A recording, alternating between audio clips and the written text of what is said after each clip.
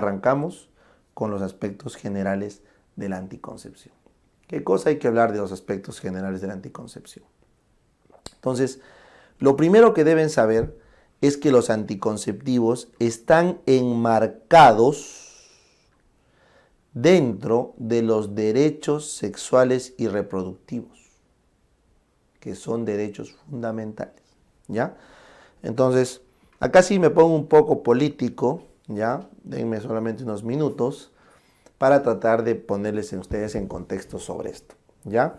Entonces, los derechos sexuales y reproductivos se refieren básicamente al reconocimiento, recuerden que los derechos son reconocimientos sociales hacia las personas, el reconocimiento de que todos los humanos tenemos el derecho de decidir por voluntad propia, no porque nos dice papá Estado, ni porque nos dice papá Iglesia, ¿no? Tenemos la voluntad de decidir cuántos hijos vamos a tener y cuál es el intervalo de hijos o espacio entre hijos que vamos a tener, ¿ya? Es tu derecho. Entonces, por eso siempre les digo en son de broma, cuando tú vas, sobre todo las chicas, ¿no? Vas a tu reunión y están todas las señoras ahí, tus tías, tus abuelas, tus tías abuelas. Te apareces feliz y te premian, ay hijita, médico, ya es médico, mi hijita, qué lindo, qué orgullo para la familia. Entonces, la mitad de tu almuerzo te felicitan porque eres médico. Pero luego la mitad del almuerzo viene la tía veneno y te dice, y mamita, ¿para cuándo? ¿Para cuándo el bebé? ¿No? Entonces ya la tía te tira la punza. Bueno, al menos a los que son de una generación, los mayores de 25 años puede que me entiendan. A los menores de 25 no. Entonces ahí siempre la tía punza y como que te queda ahí y dices, tía, es que mira, que no, y como que te palteas. Entonces ahí les digo, recuérdenle a su tía que es su derecho decidir cuándo se van a reproducir y con qué espacio y con cuántos hijos. Esa pregunta que te hace tu tía, ¿y para cuándo el hijo? Es tan igual de absurda como que alguien te pregunte, oye, ¿por qué tienes nombre? ¿No? ¿Por qué tienes nombre? O sea, ¿quién te ha dado el derecho de tener nombre? Porque tengo que llamarme algo, pues, ¿no? Igual, que te pregunten cuándo vas a tener hijos, es así de absurdo. Voy a tener hijos cuando me dé la gana, o sea, no se debería preguntar. Pero este es un tema, pues, histórico y todo, y estos derechos sexuales se han ido ganando con el paso del tiempo, ¿ya? Ahora, obviamente, este derecho sexual reproductivo va a avanzar un poco más y se llega al problema del aborto, ¿no? Porque dentro de la anticoncepción existen técnicas, por ejemplo, los anticonceptivos orales de emergencia, los dispositivos intrauterinos de alta carga, que se ha creído un tiempo que interrumpían la implantación, lo cual ya está demostrado que no, y por eso no se querían dar.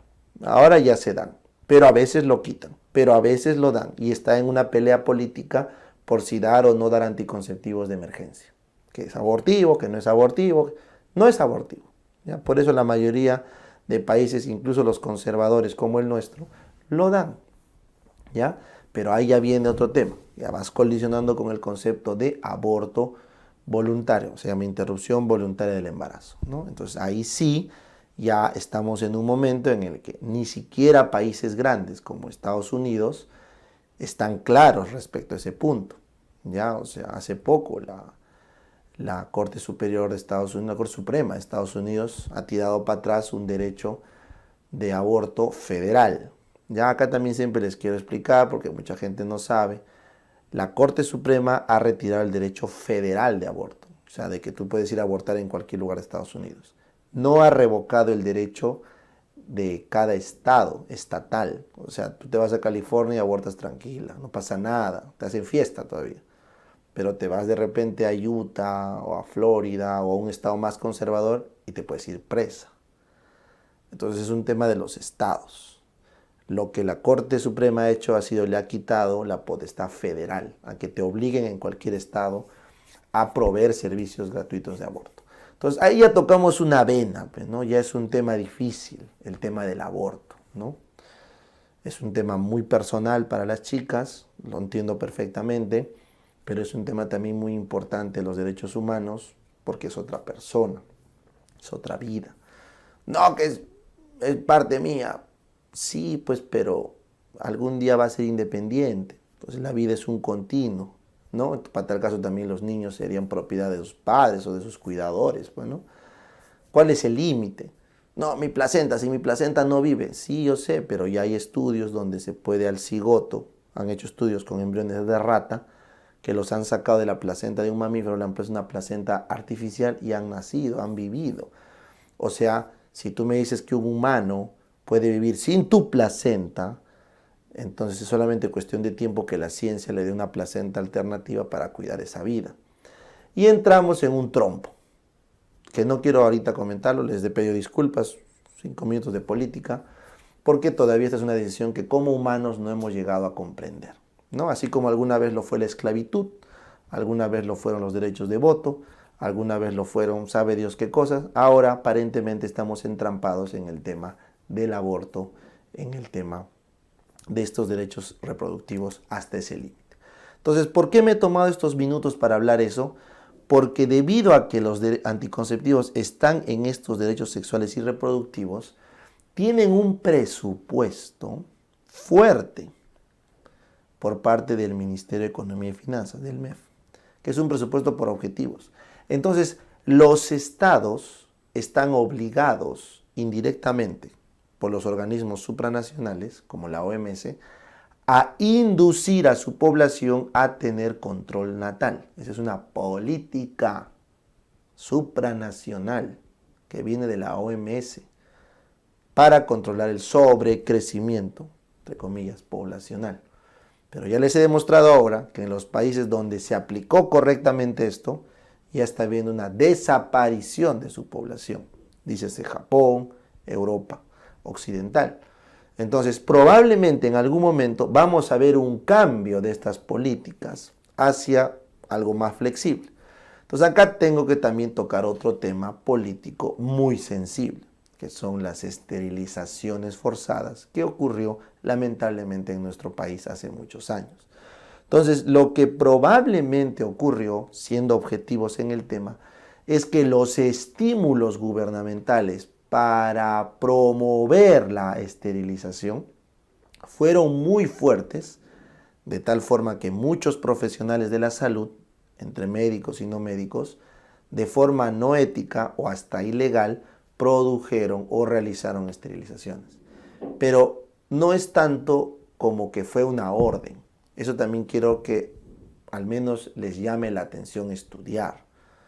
O sea, yo no voy a agarrar y decir, a mí me ordenó fulanito que vaya con mi tijera a cortar a todo el mundo. No, pues o sea, los médicos no son tan idiotas, ni tampoco el personal de salud es tan limitado como para meterse en problemas legales porque te ordenaron.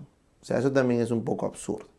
Lo que sí ha habido son estímulos muy fuertes para que se realicen estos procedimientos. Entonces, nuevamente hemos entrado en un tema político.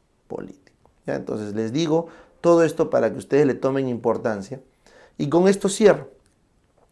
Si es que tú tienes una religión que te dice que está prohibido dar anticonceptivos porque no estás de acuerdo, porque tu religión te dice que no debe usarse estas cosas que son del diablo, entonces la norma explícitamente dice que no existe objeción de conciencia para dar anticonceptivos. O sea, si algún personal de salud tiene objeción de conciencia, debe retirarse y debe dejar que otro personal de salud recete o recomiende el anticonceptivo. O sea, nuestra norma reconoce que los anticonceptivos son un derecho, lo financia directamente por objetivos y te prohíbe a ti no darlos por objeción de conciencia.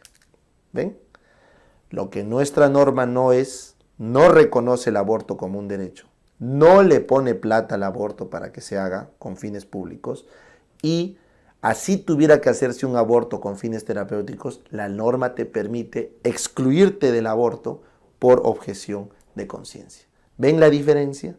¿Ven la diferencia? Entonces, discutir de anticonceptivos es una discusión que ya se llegó a una conclusión hace muchos años y ahora la discusión del aborto es un tema que está en debate. Probablemente hace muchos años la discusión de anticonceptivos también estaba en un debate fuerte como lo que es ahora el aborto. Es un tema evolutivo. ¿Ya? Bacán. Entonces, con eso entendido, vamos ahora a lo que nos interesa, que es la parte netamente médica, la parte de salud. Entonces, cuando ustedes van a recetar o recomendar, porque ahí va la siguiente aclaración, ustedes o nosotros, el personal de salud, no receta anticonceptivos. Se recomienda, porque en teoría las personas son libres de elegir el método que quieran. O sea, yo mañana voy y elijo el método que me da la gana para cuidarme. Pero el personal de salud debe recomendar para no caer en efectos adversos que no deseamos o en falla de método por su ineficacia. Entonces, en el orden para recomendar un anticonceptivo, tienes que seguir la siguiente secuencia. Primero, la efectividad. O sea, tú deberías recetar anticonceptivos que son muy efectivos, ¿correcto? Si tiene menos de 2% de falla, es muy efectivo. Si tiene menos de 10% de falla, obviamente hasta un 2%, es efectivo. Y si tiene más de 10% de falla, es poco efectivo. Esa es, en resumidas cuentas, la efectividad. Entonces, la OMS recomienda que nosotros recomendemos los muy efectivos como primera opción y los efectivos como segunda opción. Es lo que deberíamos hacer, ¿ya? No se debería recomendar los poco efectivos. No se debería recomendar los poco efectivos, no. Muy bien. Ahora, cuando ustedes escuchen efectividad, ese es un término en gestión, la efectividad se refiere a lo que consigue, yo me acuerdo así, en la vida real. Efectividad con B de vida real, ¿correcto? Entonces, cuando tú das un anticonceptivo en condiciones experimentales, no es lo mismo que en la vida real. Eso también tienen que tener claro.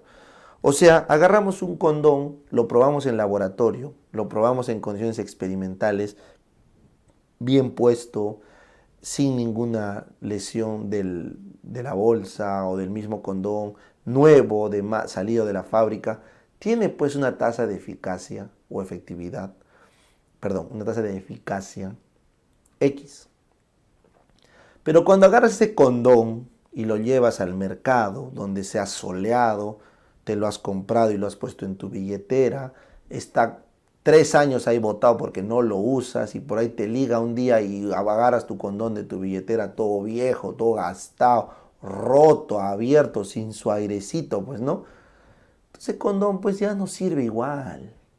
Para colmo, te pones el condón, estás apurado con tu flaca ahí, están escapándose, están en la disco, están en una reunión familiar que se están ocultando del tío, del papá, del novio, de la novia.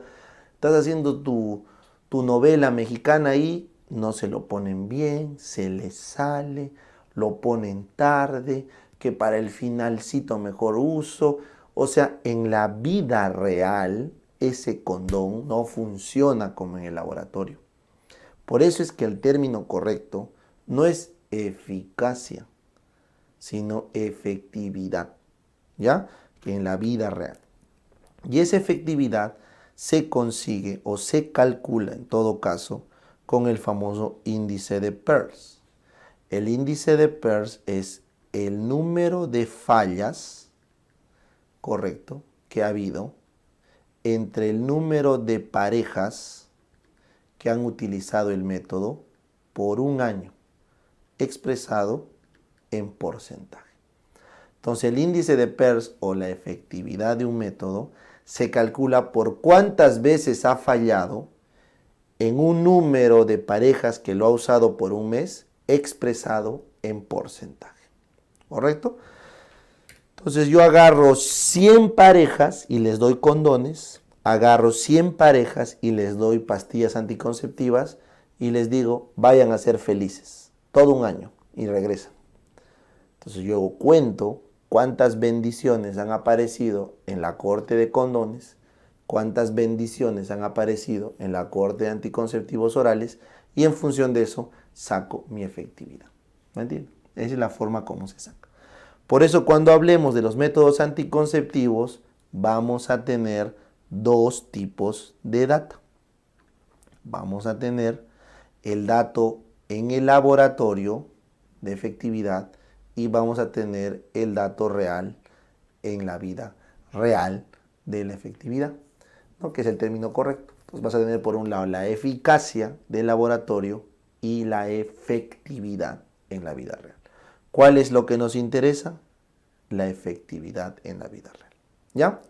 Muy bien, entonces supongamos que tú ya has elegido el método más efectivo. Este es el más efectivo para tu paciente.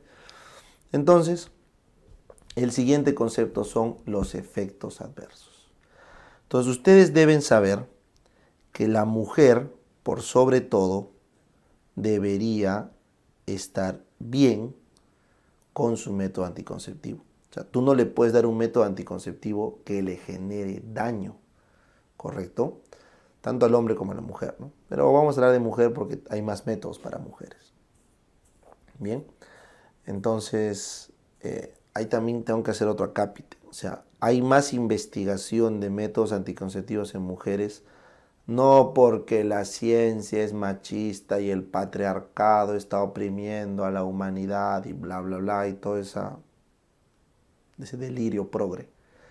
No, lo que pasa es que es más fácil controlar el eje hormonal femenino por el circuito que tiene. Es una sola ovulación al mes con un sistema claro de hormonal, mientras que en el varón tienes cada 90 días oleadas de espermatozoides, de millones de ellos, ¿correcto? Que es más difícil manejar. 2. La gestación es en la mujer, no es en el varón. Entonces, si tú quieres controlar el proceso de gestación, es más fácil ir donde se va a producir, que en el caso del varón, lo que se va a generar. ¿Me entienden? Entonces, por esas razones científicas y obvias, es que hay mucha más tecnología médica para controlar la fecundación por parte de las mujeres. ¿Ya? Bueno, entonces vamos a hablar de mujeres. Entonces, tenemos que darle un método anticonceptivo que no le haga daño. Que no le haga daño. Y eso es muy importante. ¿Por qué? Porque si a una mujer tú le vas a dar métodos anticonceptivos hormonales, ya le vas a hacer daño, porque le estás dando hormonas. Si le vas a poner un dispositivo intrauterino, ya le vas a hacer daño, porque le estás poniendo un objeto externo. Entonces, inevitablemente, los mejores anticonceptivos que tenemos van a traer efectos adversos, que tú tienes que saber manejarlo, ¿ya? Entonces, la gran mayoría de chicas, cuando les preguntas por qué no se cuidan, te dicen, ay, no, es que me cae mal. Ay, no, es que me hace daño. Ay, es que no quiero quedarme así. Entonces, justamente, la misión del personal de salud es bloquear esta barrera y evitar los efectos adversos para que las mujeres no lleguen a esa conclusión.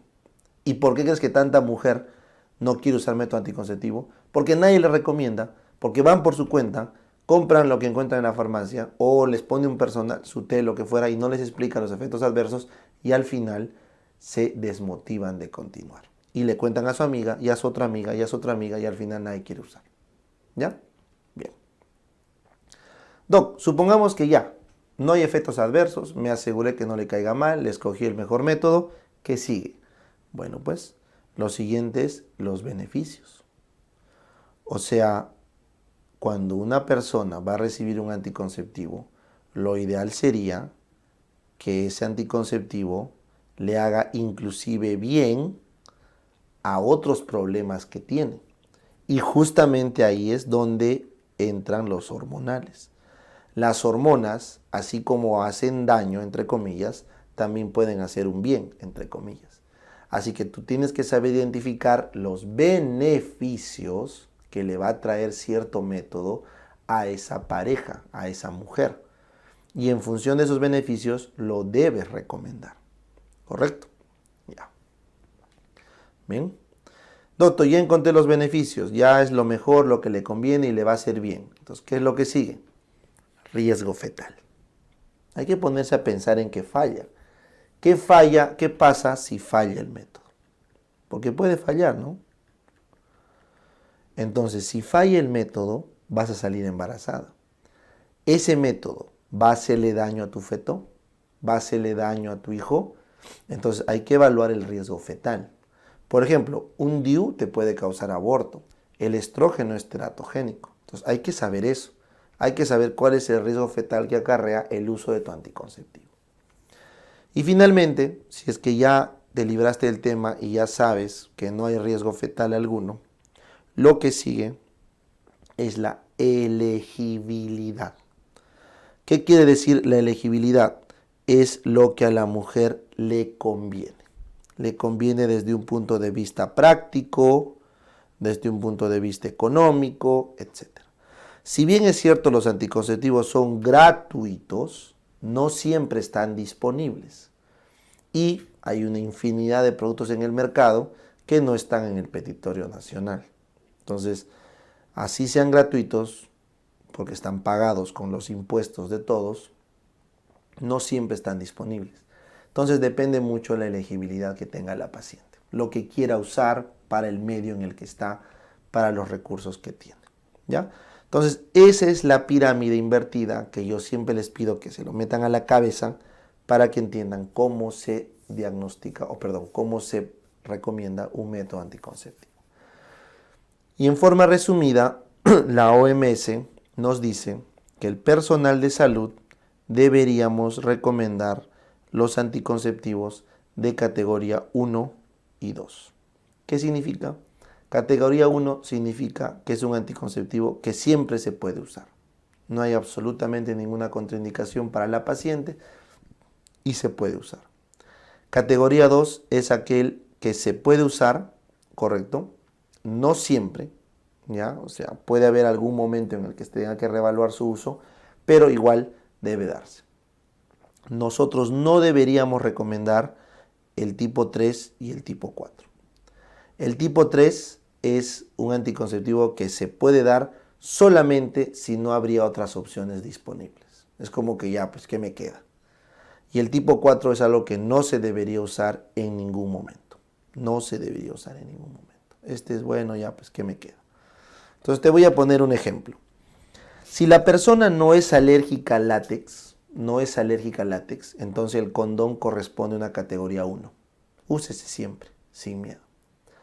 Pero si la persona es alérgica a algún policarbonato o alguna cosa, no al látex, pero alguna otra cosa similar al látex, entonces yo le pondría categoría 2, porque ya se puede usar, no hay problema, pero ya tienes ahí una observación. Si la persona quiere un método seguro, no le voy a dar condón, le voy a dar pastillas. Pero si no tengo pastillas para darle, me queda darle condón. Entonces ahí el condón pasaría a ser una categoría 3, porque no tengo otra opción. Debería darle pastillas, pero le estoy dando condón porque no tengo opción. Y finalmente, si la persona es alérgica al látex, el condón pasaría a ser 4. Entonces, si te das cuenta, la recomendación del condón ha cambiado según el paciente. Otra vez, soy una paciente, soy una pareja, que tenemos relaciones, y supongamos, vamos a poner para que sea más claro, es una relación abierta, promiscua, no es una pareja estable. Entonces hay que cuidar de ITS. El condón pasaría a ser categoría 1, porque es para cuidar las ITS, ¿no es cierto? En ese caso, se usa siempre que no sea alérgico al látex. Pasaría a ser categoría 2 si es que tuviera algún pequeño riesgo de que en algún momento pueda ser alergia. Pasaría a categoría 3 si es que la paciente lo que busca es seguridad, y eso lo dan las hormonas, pero no tengo hormonas en mi posta porque no llegó y solo me queda darle condón. Y si fuera alérgica al látex, sería 4. Entonces, así, para cada anticonceptivo tenemos categorías. Por ejemplo, una mujer joven sin riesgo cardiovascular, anticonceptivos orales, 1. Una mujer joven con un riesgo cardiovascular, 2. Una mujer joven con más de 2 riesgos cardiovasculares o mayor a 35 años con un factor de riesgo, 3. Una mujer con infarto de miocardio, 4 para anticonceptivos orales. ¿Ven? O sea, cada tipo de mujer, según sus comorbilidades, genera un tipo de categoría para lo que le vas a dar. ¿Ya? Por eso es complejo. porque cada anticonceptivo tiene categorías del 1 al 4 en función de cada tipo de perfil de paciente. Entonces, ¿cómo les voy a explicar? Pues cada uno. Voy a hacer el camino inverso. Lo que voy a hacer es, les voy a explicar qué cosa causa cada fármaco, o sea, cada anticonceptivo, y por ende en quienes no podrías usarlo o podrías usarlo con cautela. ¿Ya? Entonces, eso es en lo que consiste nuestro desarrollo de la clase.